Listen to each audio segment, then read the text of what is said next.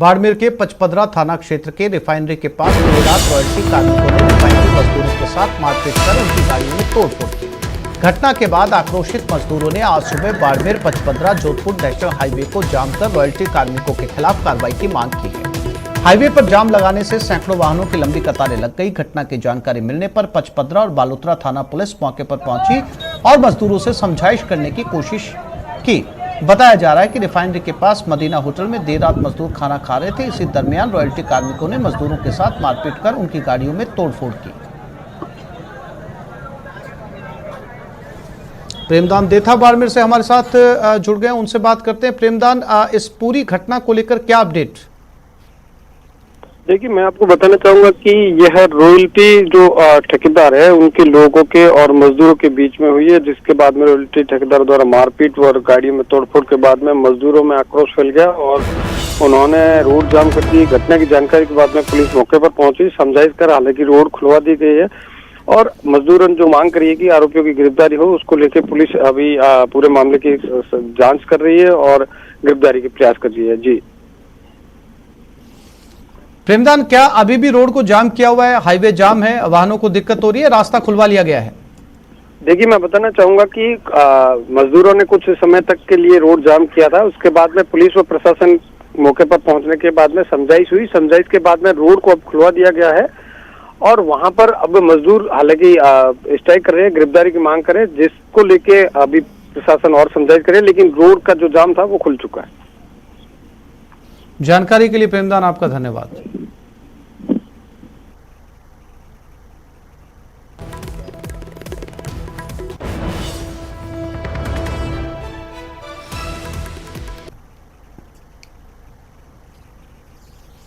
भक्तों से भरी बस में आग लग गई। सीकर के रिंगस से ये बड़ी खबर है। ग्वालियर से खाटू श्याम जा रही थी बस के टायरों में आग लगी। रिंगस कस्बे के खाटू मोड़ की घटना है।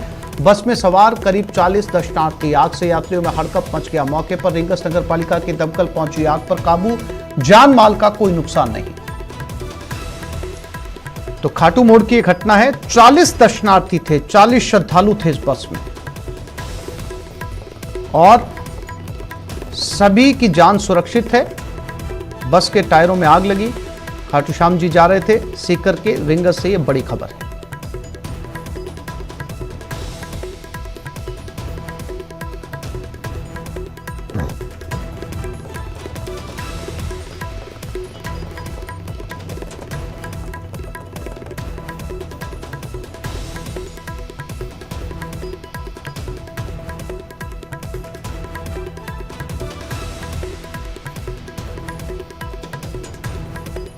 और इसी खबर पर ज्यादा जानकारी के लिए बात करते हैं हमारे सीकर संवाददाता संदीप हुड्डा के साथ।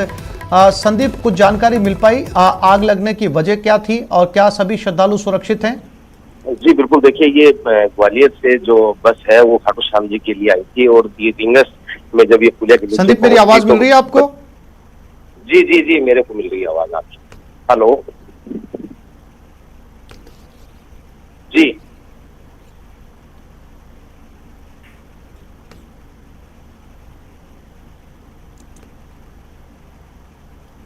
संदीप, मेरी आवाज मिल रही है आपको? जी जी, मिल रही है। संदीप, क्या अपडेट इस पूरी घटना को लेकर? आग लगने की वजह पता चल पाई? श्रद्धालु सुरक्षित हैं सभी? जी देखिए, बिल्कुल सभी श्रद्धालु सुरक्षित हैं और ये बस जो थी वो ग्वालियर से खाटू श्याम जी आई थी और खाटू श्याम जी से पहले ही रिंगस मोड़ पर ये टायरों में घर्षण की वजह से, आज लंबी दूरी चलने की वजह से, जो गर्म होने की वजह से टायरों में अचानक आग लग गई। तो जो श्रद्धालु थे उनमें हड़कंप मच गया और तुरंत ही आसपास के लोगों ने जो रिंगस जो नगर पालिका की दमकल थी वहां पर सूचना दी और तुरंत प्रभाव से दमकल मौके पर पहुंची और समय पर पहुंचने की वजह से जो है वो आग पर काबू पा लिया गया। तो एक बड़ा हादसा टल गया और अन्यथा जो बस है अगर वो पूरी आग लगती तो बड़ा नुकसान हो सकता था, लेकिन समय पर काबू पा लिया गया। तो कोई ज्यादा नुकसान का जो है इसमें सूचना नहीं है। जी संदीप, जानकारी के लिए आपका धन्यवाद।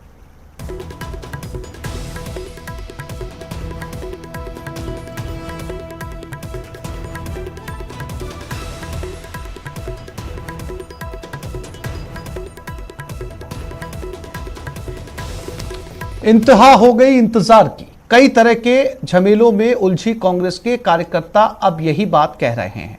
जून बीत गया, जुलाई बीत गई, अगस्त आने वाला है। क्या उम्मीदें परवान चढ़ेंगी या अभी करना होगा और इंतजार?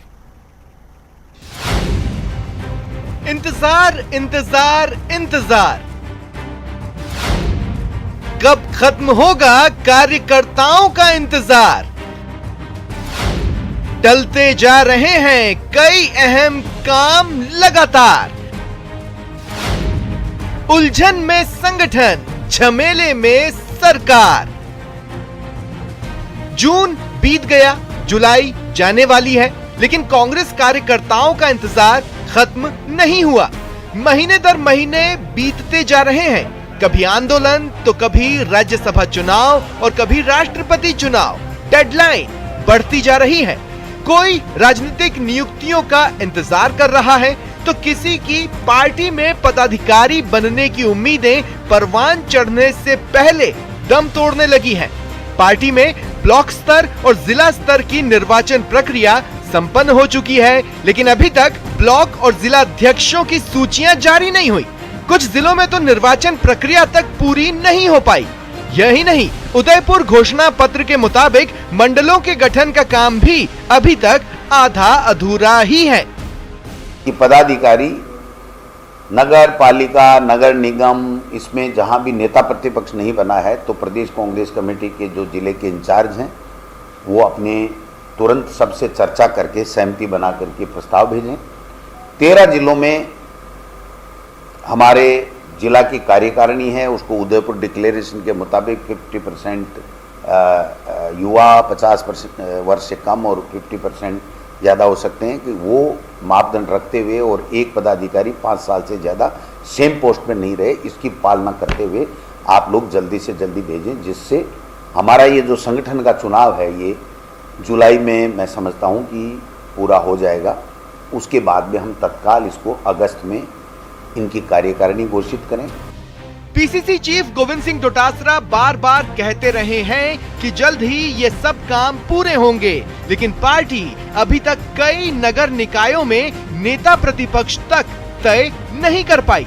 ये हाल सिर्फ संगठन में ही है ऐसी बात नहीं है, सरकार में झमेलों की भरमार है। राजनीतिक नियुक्तियों की तीसरी सूची का भी इंतजार किया जा रहा है। जाहिर है नियुक्ति की बाट जोह रहे नेता इंतजार करते जा रहे हैं। हाल ही में पार्टी बैठक में अटके कार्यों को गति देने पर चर्चा हुई, लेकिन नतीजा वही ढाक के 3 पात। जो मंडलों का गठन करना था, पहली बार मंडल कांग्रेस कमेटी बनानी थी, उसका भी हमने चर्चा की है कि एक विधानसभा क्षेत्र में 11 मंडल होंगे और 11 के हिसाब से 2200 मंडल हम लोग बना रहे हैं, जिसमें 50% काम हमारा उसका बन गया है मंडल बनाने का। 50% का नहीं बना तो हमने ताकीद किया हमारे इंचार्ज जनरल सेक्रेटरी से कि आप फील्ड में जाइए, वहाँ नेताओं से चर्चा कीजिए, सहमति बनाइए और 10-15 दिन के अंदर अंदर आप बाकी के जो मंडलों का फॉर्मेशन होना है, उनके ढांचे का फॉर्मेशन होना है, उसको भेजिए, जिससे ब्लॉक और जिले की घोषणा के तुरंत बाद हम मंडलों की अध्यक्ष और कार्यकारिणी की भी घोषणा कर सकें। कहते हैं ज्यादा इंतजार से असंतोष बढ़ता है। देखिए अगस्त उम्मीदों भरा होता है या फिर करना पड़ेगा इंतजार इंतजार इंतजार। न्यूज़ 18 राजस्थान के लिए जयपुर से दिनेश शर्मा की रिपोर्ट। आखिरकार अब सुधर सकेगी जयपुर की सफाई व्यवस्था। आज से शहर के नगर निगम ग्रेटर में नई सफाई व्यवस्था की शुरुआत हुई है। मालवीय नगर जोन के लिए नए 65 हुपर कुछ देर में रवाना होंगे। 1200 किलो की क्षमता है इन नए हुपर की। अब तक 600 किलो क्षमता के थे। जल्दी मुरलीपुरा जोन में भी शुरू होंगे नई व्यवस्था के तहत हुपर। मालवीय नगर जोन में जिन हुपर का संचालन हो रहा है उनको दूसरे वार्डों में शिफ्ट किया जाएगा। जयपुर की सफाई व्यवस्था, नगर निगम ग्रेटर में नई सफाई व्यवस्था की शुरुआत। मालवीय नगर जोन के लिए नए 65 हुपर की व्यवस्था की गई है।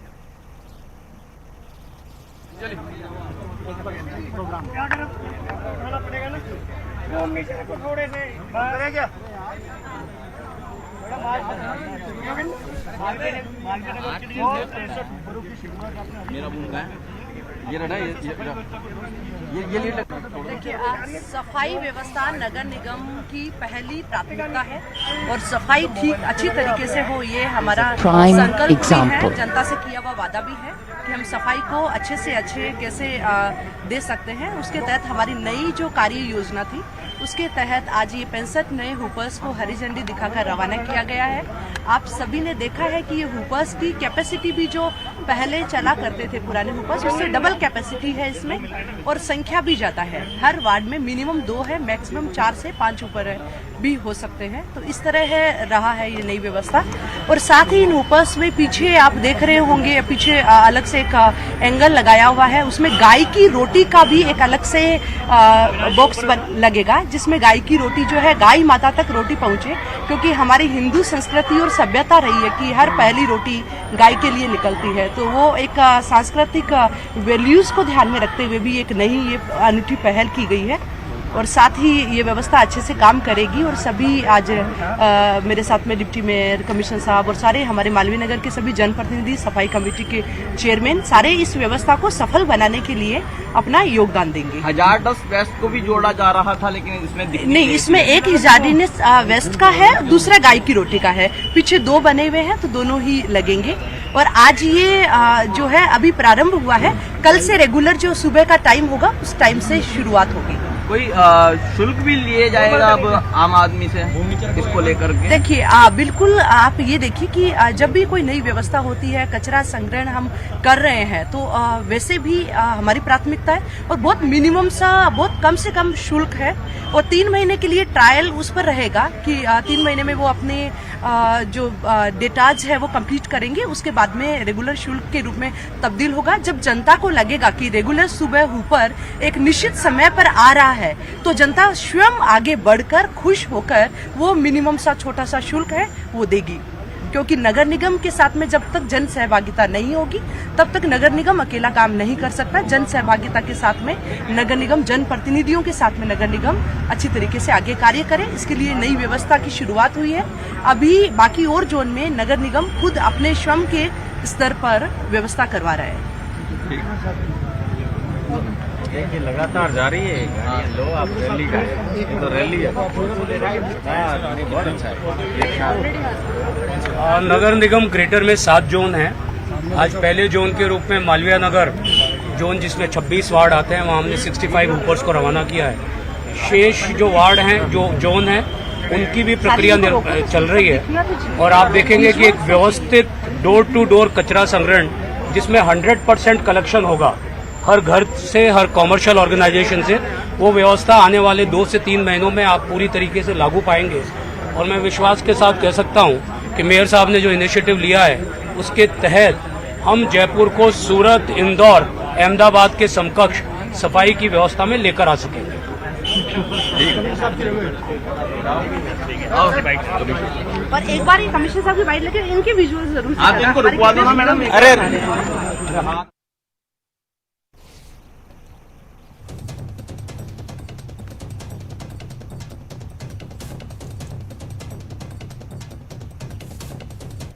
से मालवीय नगर जोन में हमने नए जो वेंडर्स के साथ ये शुरू किया है। बीवीजी को रिप्लेस किया गया है और वी केयर एनवायरनो एक नई कंपनी है, उनके 65 ऊपर और प्रत्येक ऊपर जो है 1200 किलोग्राम कैपेसिटी का है, जो कि पिछली चल रहे थे उससे लगभग डबल कैपेसिटी का है। इसके साथ ही मुरलीपुरा जोन का भी अगले हफ्ते में ये इसी कंपनी के जरिए चालू कर दिया जाएगा। ऊपर सभी बन रहे हैं, एक हफ्ते में मुरलीपुरा जोन भी चालू कर दिया जाएगा। इसी तरह हमने 7 जोनों के टेंडरिंग किया था, लेकिन जहां जहां सफल रहे टेंडर वहां शुरू कर रहे हैं। इसका एक लाभ ये होगा कि जो जयपुर में पहले से 312 ऊपर चल रहे हैं, अब चूंकि ये नए ऊपर जुड़ते जा रहे हैं, तो वो निगम के जो छोटे लोकल ठेकेदारों के जो ऊपर्स हैं वो कुछ फ्री हो जाएंगे इन जोन से। तो जिन जोन्स में कमी है उन जोन्स में इन ऊपर्स को हम डाइवर्ट करवा रहे हैं। सुबह मैंने गैरेज में बात कर ली है। एक ये आज वाला रन तो चूंकि अभी 12 बज गए और कुछ मुहूर्त के हिसाब से आज ही करना था, तो आज का मोस्टली ये ड्राई रन होगा। जो एक्चुअल रन है वो कल से चालू होगा। आज हाँ, ये मना नहीं है, आज थोड़ा बहुत कचरा लिया जाएगा, पर चूंकि आज का मॉर्निंग का सेशन ऑलमोस्ट ओवर है, निगम के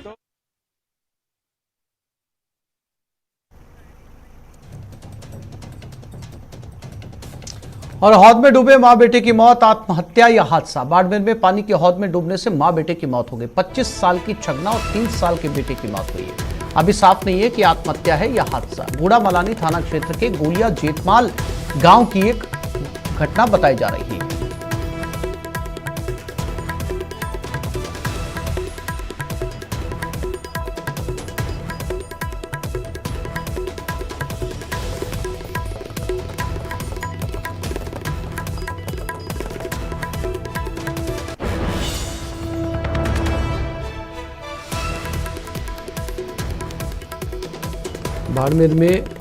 बाड़मेर से घटना सामने आई है जहां पर एक पानी के हौद में डूबने से मां बेटे की मौत हो गई। बेटे की उम्र 3 साल, मां की उम्र 25 साल।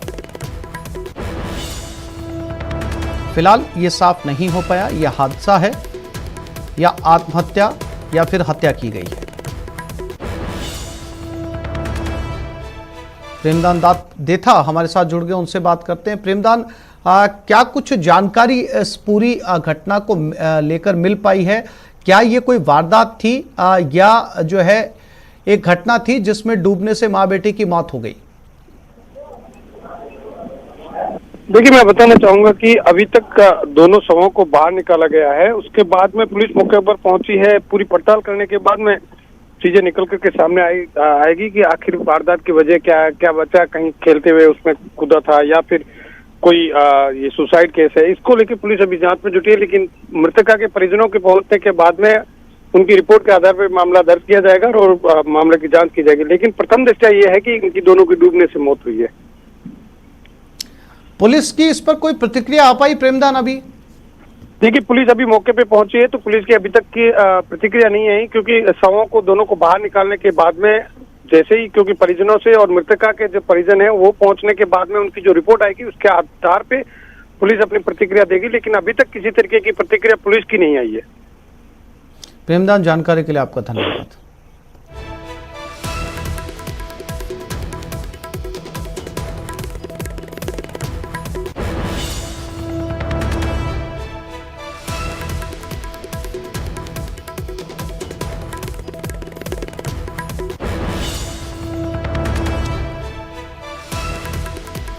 फिलहाल जांच जारी है पूरे मामले की। अभी कुछ भी कहना जल्दबाजी होगा।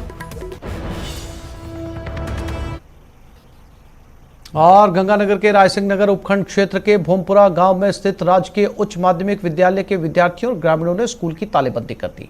इसके बाद स्कूल के बाहर धरना दिया गया। धरने पर बैठे स्कूल के विद्यार्थियों और ग्रामीणों का कहना है कि स्कूल के पास की हड्डा रोड़ी है जहां मृत पशुओं के शवों को डाला जाता है। इससे स्कूल का वातावरण दूषित होता है और बदबू की वजह से विद्यार्थियों को काफी परेशानी का सामना करना पड़ता है। इसके साथ ही आवारा और जंगली पशुओं का भी खतरा बना रहता है। स्कूल प्रशासन ने जिला प्रशासन को सूचित किया, लेकिन कोई कार्रवाई नहीं हुई।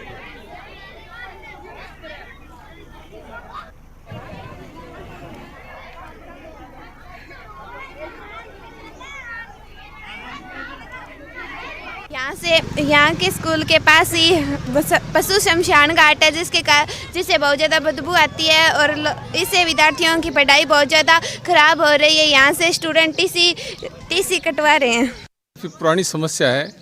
जब भी गांव के अंदर प्रशासन आया उस समय गांव की तरफ से भी इस बारे में, इस समस्या के बारे में बताया गया था और स्कूल की तरफ से भी कई बार लिखा गया था। स्कूल के साथ दीवार के बिल्कुल चिपटी हड्डा रोड़ी है और इस कारण से आए दिन स्कूल के अंदर बच्चों को, स्टाफ को बड़ी समस्या होती है। बहुत बदबू आती है और कई बार तो यहाँ बैठना बड़ा मुश्किल हो जाता है। गांव भोमपुरा में हड्डा रोड़ी की समस्या को लेकर आज ग्रामीणों द्वारा स्कूल के सामने बच्चों द्वारा ये तालाबंदी करके धरना शुरू किया गया है। असल में लंबे समय से गांव। और इसी खबर पर ज्यादा जानकारी के लिए बात करते हैं गंगानगर संवाददाता अशोक शर्मा के साथ। अशोक, जब प्रशासन को बार बार सूचित किया जा चुका है और ये मामला बहुत पुराना है, कोई नया मामला नहीं है, बावजूद इसके प्रशासन के कानों पर जू नहीं रेंग रही। जो जहां पर हड्डियां छोड़ी जाती है, मृत जानवरों को छोड़ा जाता है, उस स्थान को बदला नहीं जा रहा। प्रशासन की तरफ से कोई प्रतिक्रिया? अशोक, बिल्कुल, ये वाकई कोई नया मामला नहीं है, पुराना मामला है। स्कूल प्रबंधक के साथ साथ ग्रामीणों के द्वारा भी कई बार प्रशासन को सूचित कर दिया गया है कि यहाँ से हड्डा रोड़ी हटाई जाए ताकि स्कूल का वातावरण शुद्ध हो और बच्चों को पढ़ने में किसी भी तरह की तकलीफ सामने न आए। लेकिन प्रशासन के कानों पे कोई जून नहीं रहेंगी और आखिरकार ग्रामीणों ने आज स्कूल की तालाबंदी करके धरना लगा दिया है। फिलहाल धरने जारी है। शिक्षा विभाग के अधिकारियों के जो हमें सूचना मिल रही है कि वो इस समय मौके के लिए रवाना हुए हैं ग्रामीणों से बातचीत करने के लिए, समझाइश करने के लिए। लेकिन ग्रामीणों का कहना है कि जब तक ये हड्डारोटी नहीं हटेगी तब तक वो अपना ना तो ताला खोलेंगे न ही धरना जारी रखेंगे, क्योंकि बच्चों का भी साथ साथ कहना यही है कि आवारा पशुओं के जो शव पड़े रहते हैं उससे न केवल वातावरण दूषित होता है बल्कि वहां पर जंगली जानवरों का भी डेरा हमेशा बना रहता है। अक्सर मृत पशुओं के जो अवशेष हैं वो स्कूल तक मृत जानवर के अवशेष भी वहां पहुंच जाते हैं, जिससे पूरा वातावरण बदबूदार और दुर्गंधमय हो रहा है। स्कूल प्रबंधक के द्वारा भी मामले की सूचना प्रशासन तक पहुंचाई गई है, लेकिन कोई कार्रवाई नहीं होते देख आखिरकार आज ग्रामीणों को विद्यार्थियों के साथ साथ स्कूल की तालाबंदी करते हुए धरने पर बैठना पड़ा है। जी, प्रशासन की तरफ से क्या प्रतिक्रिया आई अशोक इस पूरे मामले को लेकर, खास तौर पर अगर जिला कलेक्टर की बात करें तो? देखिए, अभी इस मामले में हमारे पास प्रशासन की तो कोई प्रतिक्रिया नहीं आई है, लेकिन जो हमारे सूत्र बता रहे हैं कि शिक्षा विभाग तक इस धरने की सूचना पहुंच चुकी है और सूचना पहुंचने के बाद में अब शिक्षा विभाग के जो स्थानीय शिक्षा विभाग है, सीबीओ है रायसी नगर के, वो वहां मौके पर पहुंच रहे हैं और पूरे मामले को जानने का प्रयास कर रहे हैं। लेकिन पूरा मसला ये है कि मामला कोई नया नहीं है, मामला तो पहले ही स्थानीय प्रशासन के द्वारा। जी अशोक, जानकारी के लिए आपका धन्यवाद। तो इस बुलेटिन में फिलहाल इतना ही। नमस्कार।